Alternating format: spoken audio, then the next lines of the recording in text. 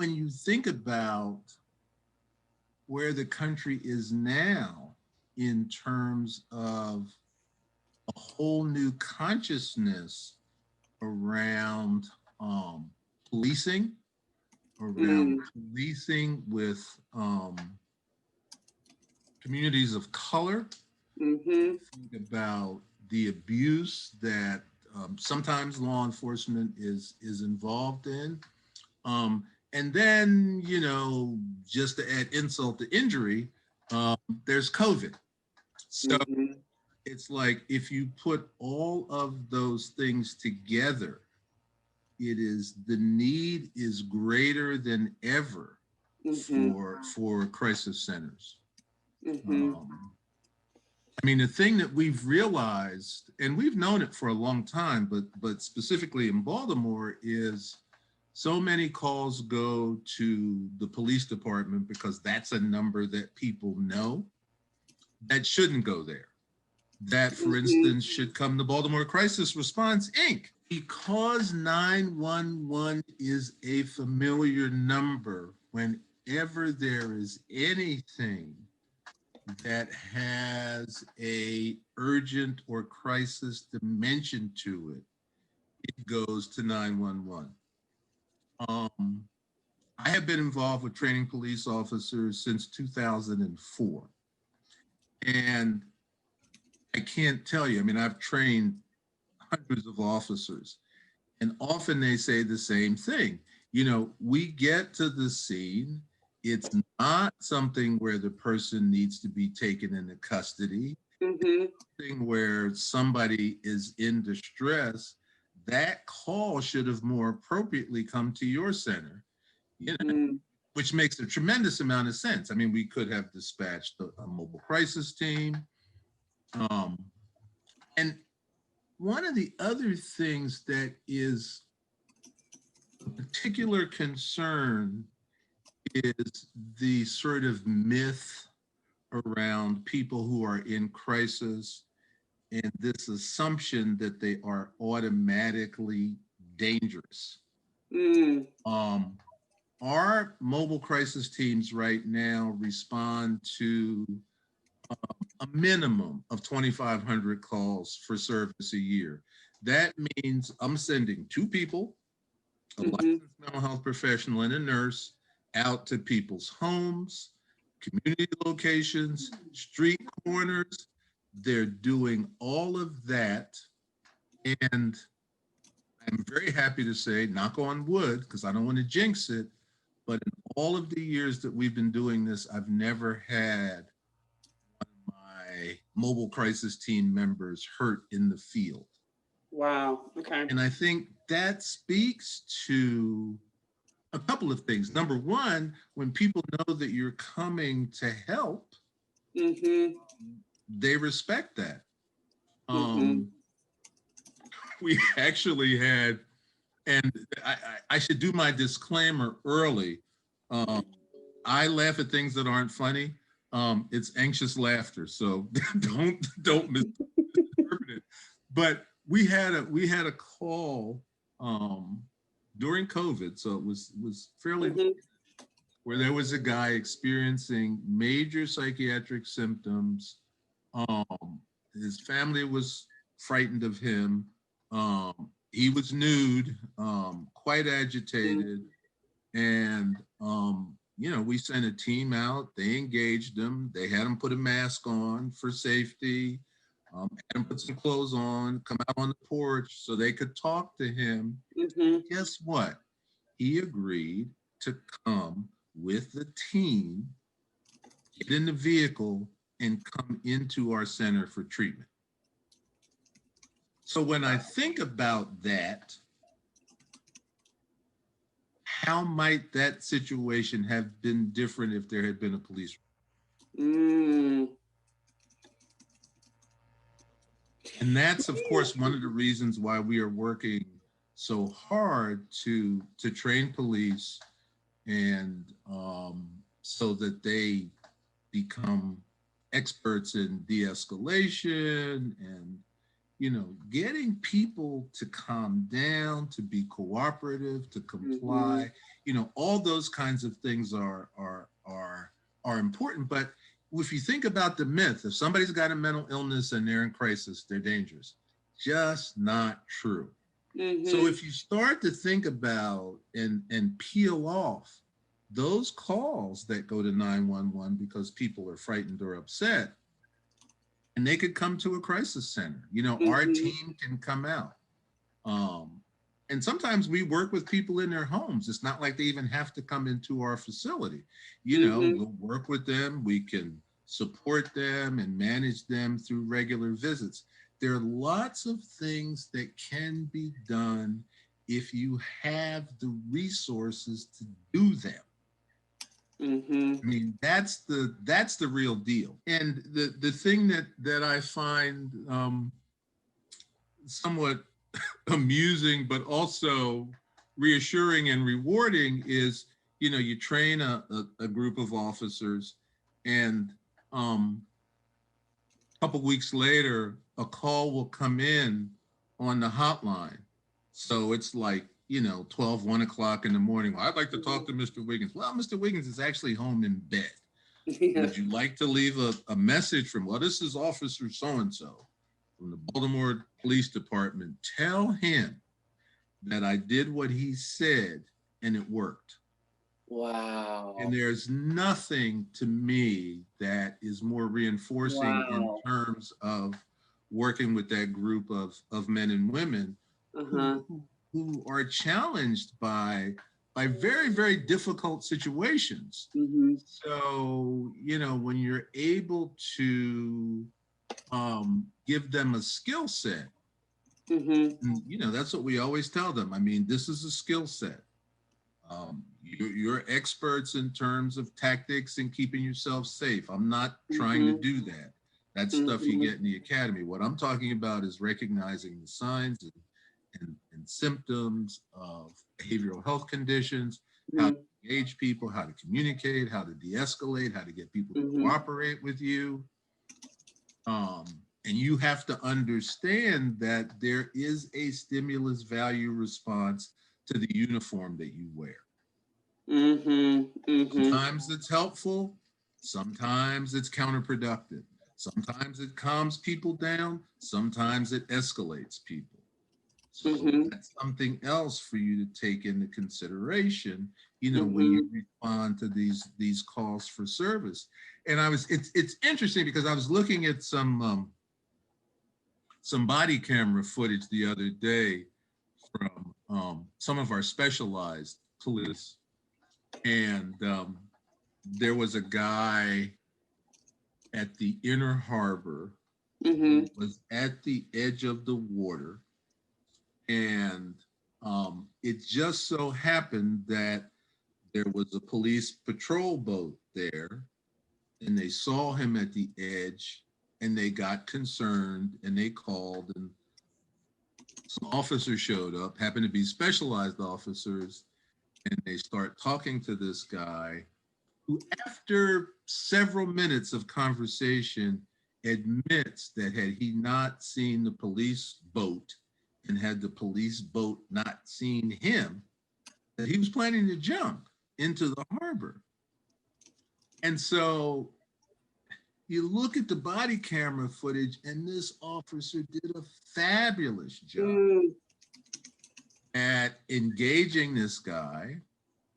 And the guy was not the easiest person to communicate with. I mean, he's kind of agitated and, talking about his needs and all that kind of stuff. But that officer, and actually it was the lieutenant, got him to cooperate, and then called for our mobile crisis team to come down and evaluate the guy. So you go from that body camera footage to body camera footage that's in our vehicle where clinicians are talking to him. Officer steps away, comes back a few minutes later. Do you need anything else from me? And they're like, no, we got it. He's going to go with us. Wow. That's amazing. Those are the kinds of successes that you don't hear enough about, Yeah.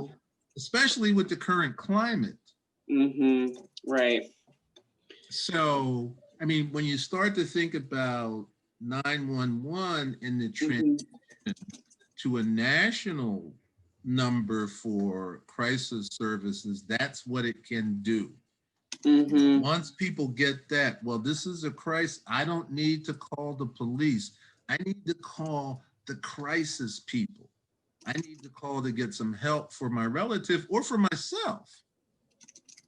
And that, obviously it's going to take time, but that's the kind of transition. I mean, one of the things that we're working on in Baltimore City is training 911 dispatchers to operators to recognize behavioral health conditions, to de-escalate. So, there's a lot of reform that's currently going on in Baltimore around policing. Because, as you know, we had some issues several years ago. The death of an unarmed man, while in police custody, the unrest that followed after his death, and then the investigation by the Department of Justice. And so we're now in a federal consent decree that demands reform, but we were already instituting reforms. Now it's just mandated with, various people looking over it. So, I mean, there is this movement in this town, and I'm sure in other cities as well. There's a lot that's been discussed recently about co-responder teams. I am a huge fan of co-responder teams. We have a pilot project for a co-responder team. It's called CRT, which is Crisis Response Team. And essentially what this is that you have specially trained police officers who are trained beyond CIT. I know they're trained beyond CIT because after they got the CIT certification and moved into this special unit, we spent a lot of additional time training them. So with them, and there's a clinician who works for me, and they respond to calls for service. The good news is that it's a pilot that we've launched. The challenging news is I'd like to have it 24 hours a day. And right now we've just got one 8-hour shift of coverage at 7 days a week. And they also, of course, interact with our center, our crisis teams. So there's case finding, case sharing, but their big claim to fame, a number of months ago, there's a large bridge in downtown Baltimore. It's called the Hanover Street Bridge. And so there was a gentleman who was on top of the very top of the bridge and threatening to jump. So the crisis response team got the call. When they arrived on the scene, there was a fire truck there with a ladder. So they turned the ladder up and they scampered up the ladder. The clinician went first, followed by the supervising sergeant. And they spent about a half an hour talking to this guy and finally got him to come down. Wow. Off the bridge, and they took him for treatment. But think about that. I mean, that's amazing. And it just so happened it became a news story, and in both the print media Good. And the local CBS affiliate covered it. But that's an indication of what they can do. In my mind, that's the best of both worlds. You have specially trained police officers. You don't need them for every call. There are a lot of calls that the crisis center can handle. But when you have a call where there is a safety risk, then that's when you want an officer to accompany the clinician. And you know, they're a good team. They work well together. So it's really interesting because the Lifeline, Vibrant, the thing that they bring to the table is really helping develop very specific skills and expertise in the crisis counselors who answer the phone. There's uniform training, which means that you're automatically, there's the expectation that you're going to raise the skill level of the crisis counselors to a uniform level. Our hotline director is wonderful in terms of working with people to make sure that we're up to speed. You know, I have known John Draper and Jillian Murphy and a lot of the other folks who, you know, and I also happen to be on the steering committee. So go to the meetings, except this year it was virtual, but typically we go to the meetings and, you know, get into kind of a think tank and Lifeline and Vibrant, you know, unveil the new protocols, the new expectations. Those things keep our staff sharp. And, you know, I remember in the beginning when I'm like, man, there are all these things they have to do. Wow, okay. As time's gone on, we've seen how those things have really helped. You know, when you are on the phone with somebody who is suicidal,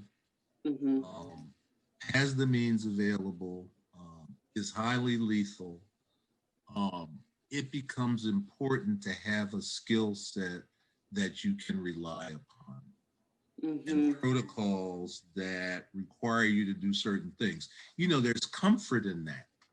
I mean, if you ever look at people that deal with very stressful situations and the situation's over and everybody says, well, gee, that was an amazing job. Well, you know, how did you know to do that? And any person that deals with highly stressful situations typically says the same thing: my training. My training. You know, my experience and training are the things that get me through these situations that other folks would, you know, run screaming. You know, you ever, I was giving a talk at San Francisco at the psychiatric conference, the annual psychiatric conference, and so I sat down on the plane next to this very nice woman who had her little girl, and I think everybody was avoiding them because it was this little kid. And, you know, I'm like, hey, I like little kids. I used to be a little kid. So anyway, I sit down next to this woman, and she saw my pin, and I had my Crisis Prevention Institute certification pin in my lapel, and she said, "Oh, are you trained?" I said, "Yes." And she said, "That's wonderful training. I got that. I work in education. I'm a special needs teacher. This has really helped us manage some very challenging kids in the classroom setting." So we became fast friends. And just to show her appreciation, apparently her father-in-law or somebody had given her a bunch of drink tickets and she didn't want to use them all. So she gave a couple to me. So, you know, I was I was loving life because that's a long flight from Baltimore to San Francisco. So I was glad to have a couple cocktails.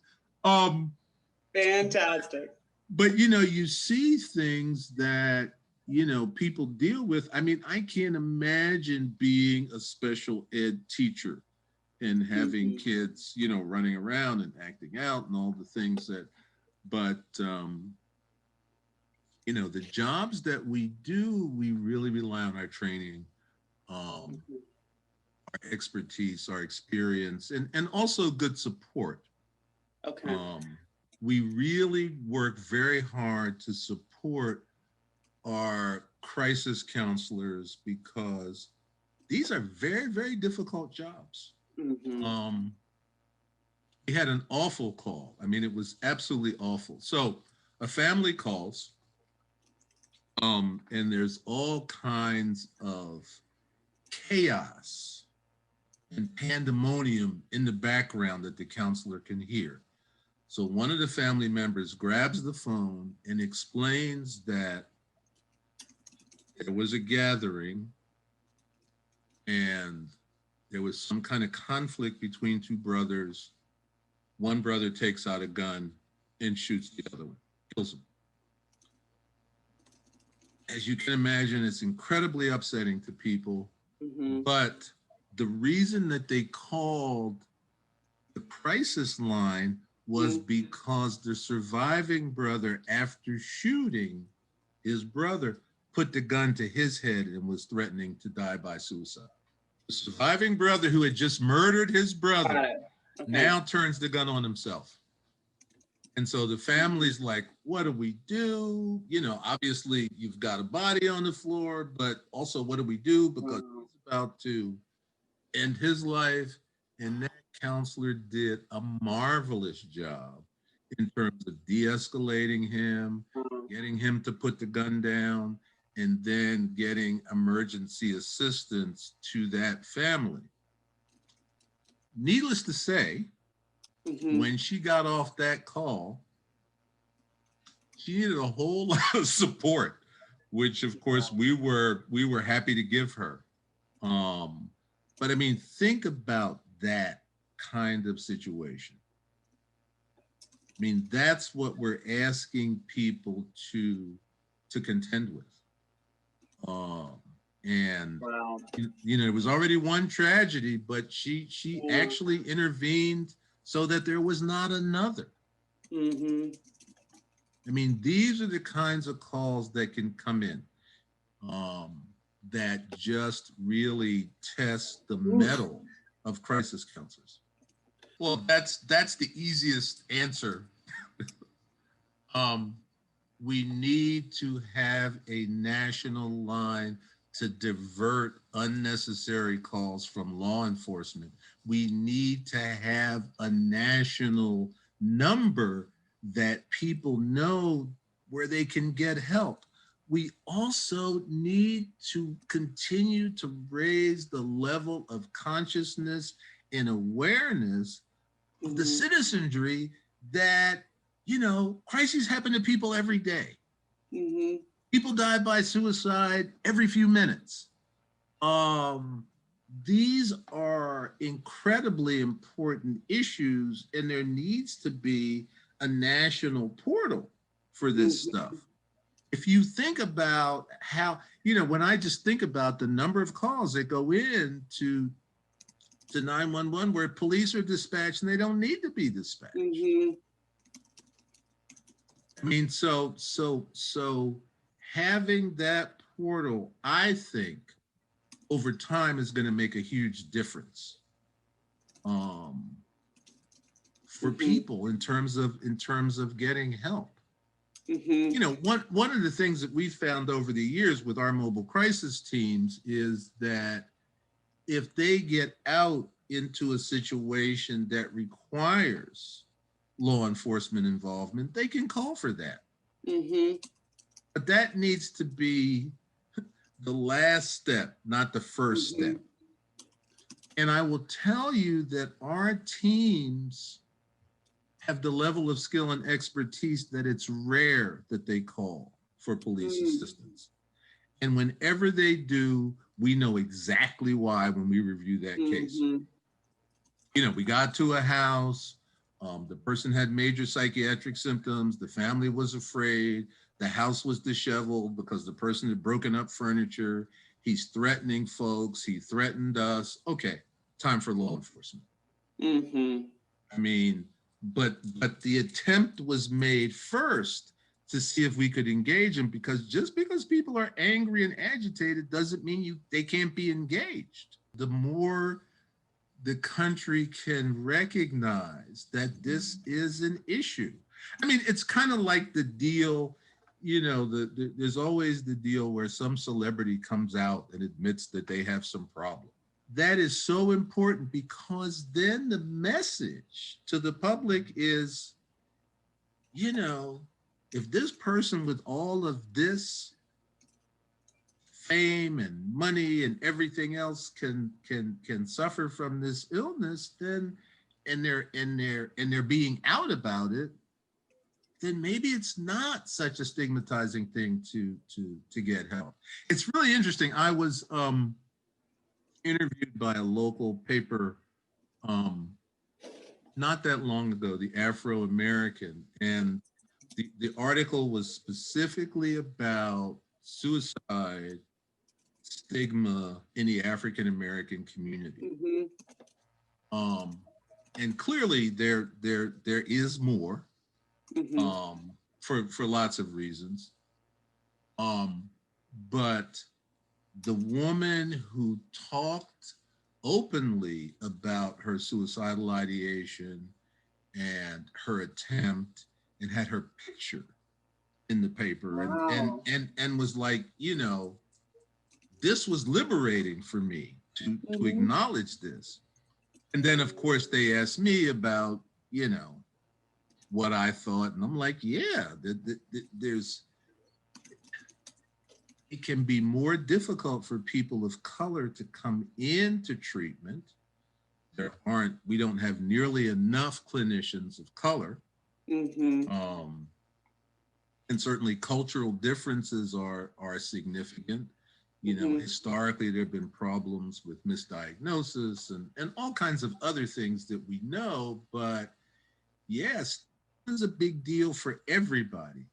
But there's an additional level and layer if you are a minority. Mm-hmm.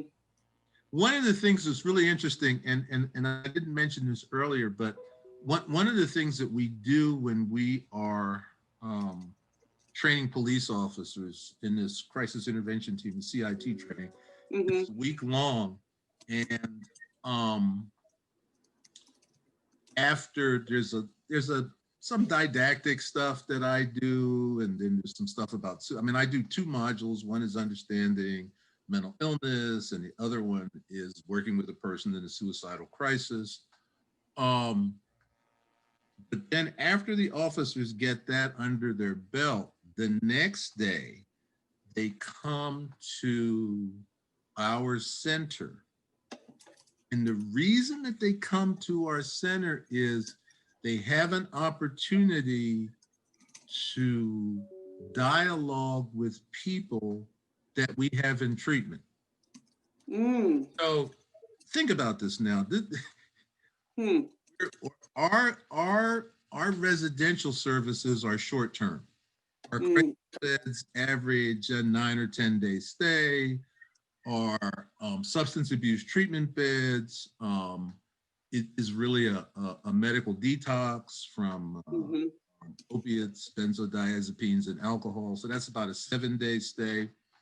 So what we do is we go up and we tell patients, we're like, look, we've got some cops coming, and they're in training so that they can work better with people in crisis with behavioral health Mm-hmm. conditions.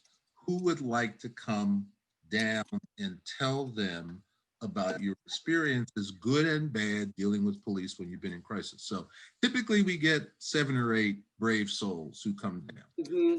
7 or 8 brave souls who are in care with us. And then you've got probably around no more than 25 cops. Patients are up front, cops are in the audience, and the dialogue starts. And it is one of the most, and so when you look at the evaluations of training, the officers are like, this was the best part of the training, and why didn't we have this on the first day? And I'm like, because you wouldn't have known what you were looking at on the first day. Mm. You had to have that foundation of understanding conditions. Mm-hmm. But the thing that happens, I mean, I don't, this isn't hyperbole. I mean, it's almost magical. Mm. There was one officer who asked one of our patients that we had in care who was struggling with addiction. And he said to him, is there anything that your family could have done that kept you off of drugs? And the guy thought about it. He said, no, no, I've just made some really, really bad choices. And then the officer said, the reason that I'm asking the question is because my family lost my sister 2 months ago to a drug overdose. She died. And so Wow. think about that. I mean, the office Hey. struggling with trying to come to terms with this, but it also demonstrates that these illnesses and conditions, Everywhere. they're Everywhere. everywhere. They're Yeah. everywhere. You know, um, there was that one. We had another one where a young man with a diagnosis of schizophrenia was talking about his illness and his recovery. And a lieutenant stood up and said, I'm going to say something that I've never publicly said. And she said, my brother has schizophrenia. I've never talked about it publicly. This is an African American lieutenant. I've never talked about it publicly because where I'm from and how I grew up, we don't discuss those things. Mm-hmm. Wow. Another person talked about when he was acutely paranoid and having a very difficult time, there was a specific officer who responded to him, knew how to talk to him, de-escalated him. And others, talked about how some cops arrived on the scene and would throw them up against the wall like they were criminals. So, but that interaction between those groups of people, absolutely amazing. There was one point where we had a reporter from the Sun who was coming out and doing our local newspaper was doing a piece about us, and they wanted to talk to somebody. So we sent Elijah. I mean, he's kind of a big teddy bear, but he's an imposing guy. But he also, to be as young as he is, seems to have really engaged the skill set of a crisis counselor. He has a bachelor's degree, and this is probably his first or second job. So he's in his early to mid 20s, and he will tell you in a heartbeat how much he's learned, how his confidence has grown. But the other thing is he has a passion for the work, and he sees the necessity of the work. And if you think about this town, and one of the things that we try to do, Baltimore City's got 70% African American population. Many of the people that we see, and if you look at our patient population, our client population, it pretty much mirrors the city. But one of the things that I wanted to do, and I was purposeful in that, was if there's a picture out there, I want the community to see that we have African American counselors here. Elijah really was great in that regard, and he's comfortable. He's a good communicator. Plus, he got to see the hotline in the context of a comprehensive behavioral health crisis organization. Unlike other organizations, that's all we do is crisis work. Starts with a phone call. There may be a mobile crisis team response. We may bring you here, or we may work with you in your home. So he got that perspective. He recently shared an anecdote. I don't know if this was one of the ones that he shared with the commissioner or not, but he took a call from a woman who was experiencing suicidal ideation. Things were very stressful in her life. And as he talked with her, one of the things that he learned was that she was a healthcare worker. She's a Oh. nurse. And the thing that was making her cup overflowing was Mm-hmm. COVID. There Mm-hmm. has been such stress from COVID on healthcare workers. Mm-hmm. And, and he talked with her, but of course, as any good crisis counselor will tell you, it's not you're talking, it's your listening. Mm. And developed a relationship with her, de-escalated her, developed a plan with her. Mm. She since she was employed, she did have health insurance. Okay, so let's take your card out and see what behavioral health benefits you have.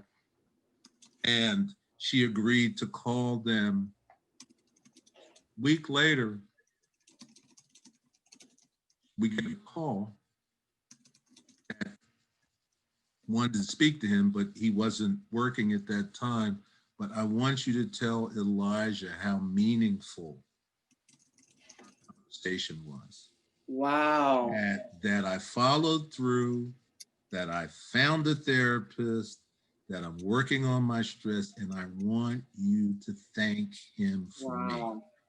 And see, that's the kind of stuff that, you know, makes you feel like my job makes a difference. So if you think about that in the context of 988, there it is. I mean, I rest my case. I mean, it's not heavy lifting to see that focus for people and getting people to the right resource.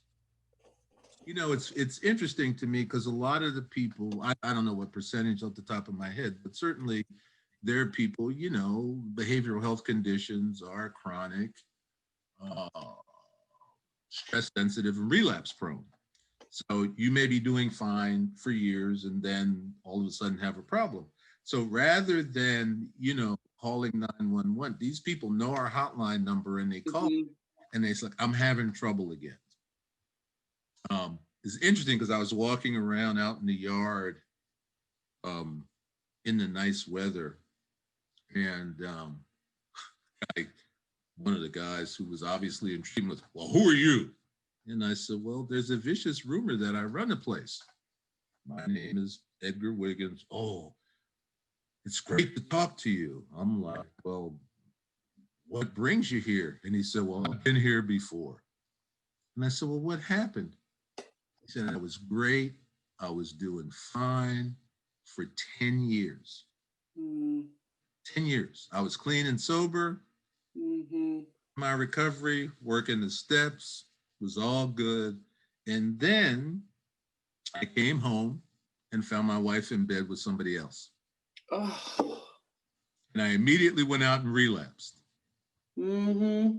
Said after 10 years clean, and I'm like, hey, that's a real blow for I anybody. get that. Yeah. And so, and of course, his treatment was successful. We got him to where he needed to be to go back out. I mean, we haven't seen him since. Mm-hmm.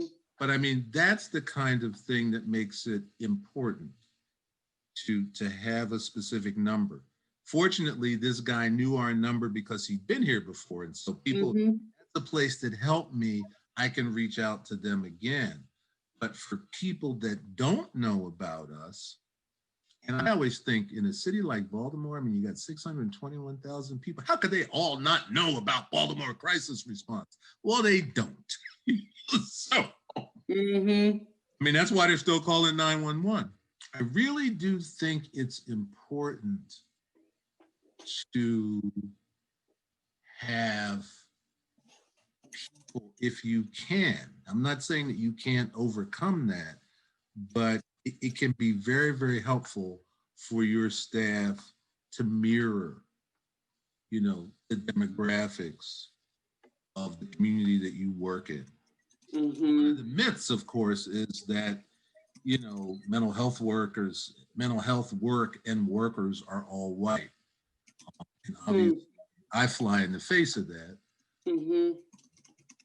But I also know that there aren't a lot of CEOs of behavioral health Mhm. organizations that look like me. I often go to meetings and it's like me, I'm the only one. So it's always easy. Nobody ever forgets my name because, first of all, Edgar's unusual. And second of all, look at me. It's like that much. That's that bald guy, Edgar. So, I mean, Yeah. these kinds of things are can be really, really important to the community. And we want Mm. to use our services. We recognize how things escalate and get out of control and sometimes have, tragic consequences when people don't reach out for help. Um, somebody said once, well, do your vehicles have, any identifying things? I'm like, no, we have four-wheel drive vehicles that go out, they're marked. The only thing that people have, is an ID on a lanyard. We don't want Mhm. neighbors and everybody know that the crisis team's there, but there are other jurisdictions in the state of Maryland where their vehicles are marked and all that. Oh, Could be yeah. visiting somebody and just be some friends visiting somebody. We have a lot of work to do, but my hope is that people recognize and incorporate this the same way that they understand that 911 is for police emergencies and medical emergencies, that 988 is for behavioral health crises, conditions, and emergencies. Mhm. So that shift is going to take time, Mhm. but raising the level of awareness about what many people, the thing that always strikes me, I just, I never get over it. You finally bring somebody, you finally get somebody, you encounter somebody in crisis.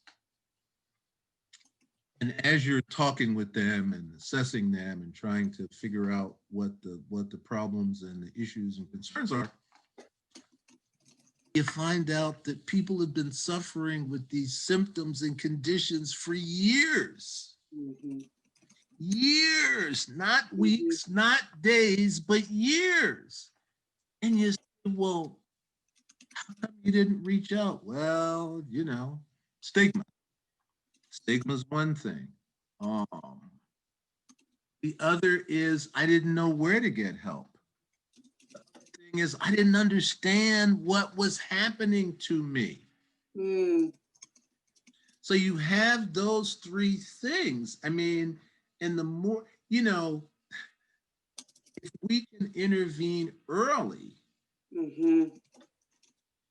it can make all the difference in the world if we can intervene early. And if you think especially about a city like ours, with the poverty and the drug addiction and crime and all of these other priorities that make the news every day, people are like, well, that's real stuff. This mental health stuff isn't real. 988 makes it real. Mm.